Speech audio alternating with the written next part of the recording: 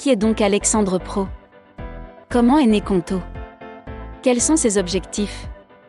Comment est-elle devenue une licorne française?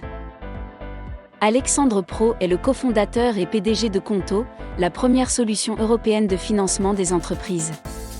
Diplômé d'HEC et de l'INSEAD, Alexandre débute sa carrière chez Goldman Sachs, puis chez McKinsey & Company.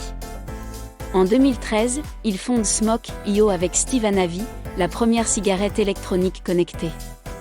Alors qu'il était responsable des finances dans sa première entreprise, Alexandre a connu les frustrations de la banque d'affaires.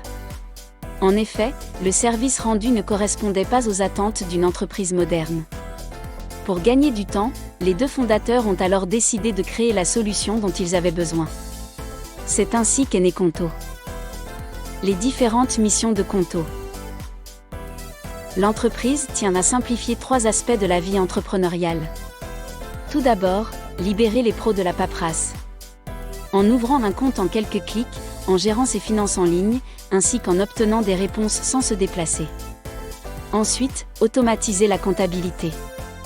L'application va regrouper en son sein des outils pour accélérer la gestion financière des entreprises. Et pour finir, booster le quotidien des entrepreneurs.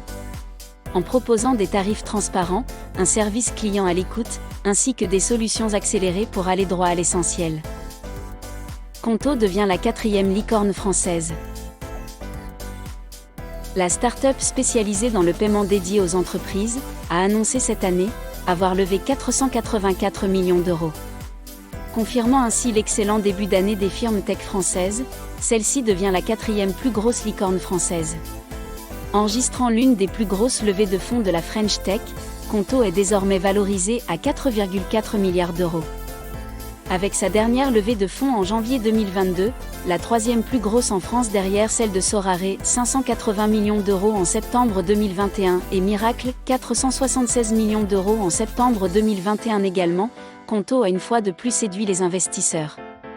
En effet, l'entreprise, qui était d'abord considérée comme une néobanque, s'est depuis affirmée comme un leader européen de la gestion financière des entreprises.